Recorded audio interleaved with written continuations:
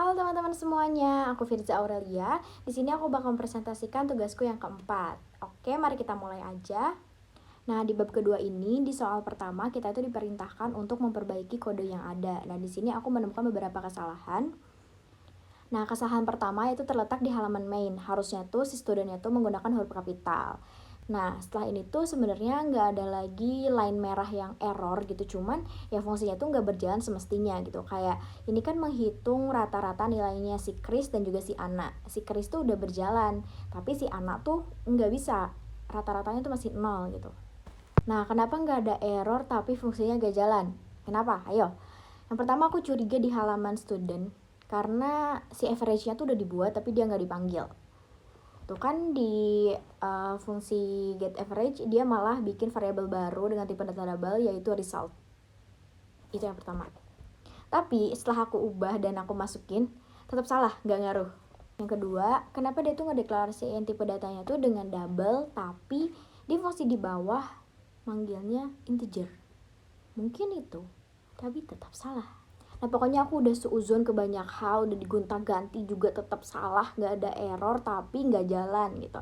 Dan pada akhirnya aku benar-benar nyamain pemanggilan si Chris sama si Anna itu di halaman main, kayak di kopas.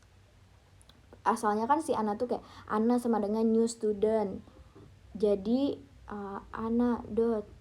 Nah, pokoknya kayak gini jadi sama persis. Dan tada, jadi alhamdulillah. Nah, sekarang kita lanjut ke nomor 2, yaitu diperintahkan untuk membuat konstruktor pada kelas student dengan parameter yang mempunyai parameter masing-masing nilai dari mata pelajaran yang ada. Nah, ini konstruktor yang telah aku buat beserta mata pelajarannya.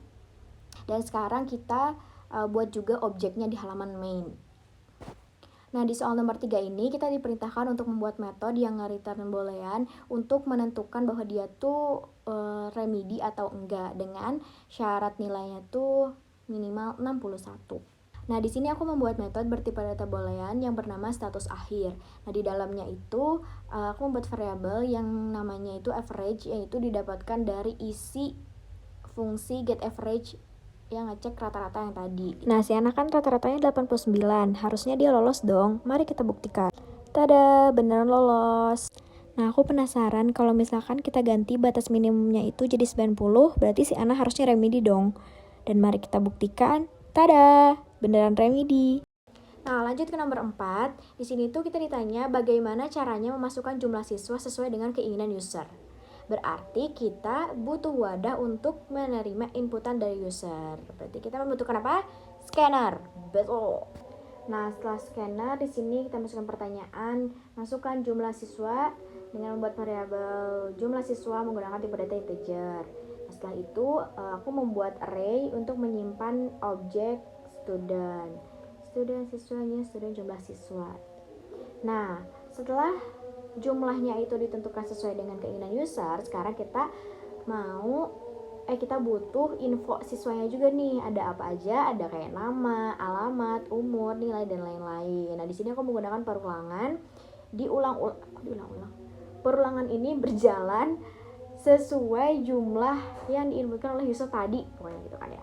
Nah, udah di sini aku juga bikin objek student yang disimpan di array-nya gitu. Setelah semua proses itu dijalankan, sekarang tampilin deh dengan menggunakan perulangan lagi. Informasi siswa ke Nah, di nomor 5 ini kita ditanya bagaimana caranya kita mengetahui jumlah objek yang telah kita buat tadi dengan menggunakan metode. Yang pertama, aku menambahkan jumlah objek dulu di dalam kelas student. Nah, setelah itu aku membuat metode yang bernama jumlah objek yang berisikan informasi mengenai jumlah objek yang telah kita buat dan memanggil jumlah objek yang telah kita buat di atas tadi. Nah, sekarang kita lanjut ke bagian 2, yaitu nomor 1 disuruh memperbaiki codingan jika ada yang salah. Tapi setelah aku cari-cari nggak ada yang salah, Kak. Kayak nggak tahu ya ini jebakan atau emang nggak ada yang salah, pokoknya nggak ada yang error. Oke. Nah, di soal nomor 2 ini kita diperintahkan untuk membuat metode operator tersebut. Nah, di sini aku telah membuat beberapa metode, yaitu pada intinya ini itu membandingkan dua nilai rasional. Apakah itu lebih besar dari, kurang dari, sama dengan, kurang dari, dan sebagainya gitu. Lalu di nomor 3 kita diperintahkan untuk mengubah penggunaan while menjadi for. Dan inilah hasil yang telah diubah. Dan nomor terakhir kita diperintahkan untuk membuat metode lagi dengan operasi sebagai berikut. Dan inilah hasilnya. Nah, selesai juga. Mungkin itu penjelasan dari jawaban praktikum aku. Dan terima kasih semuanya sudah menonton. Alhamdulillah tugas satu persatu beres. Semangat!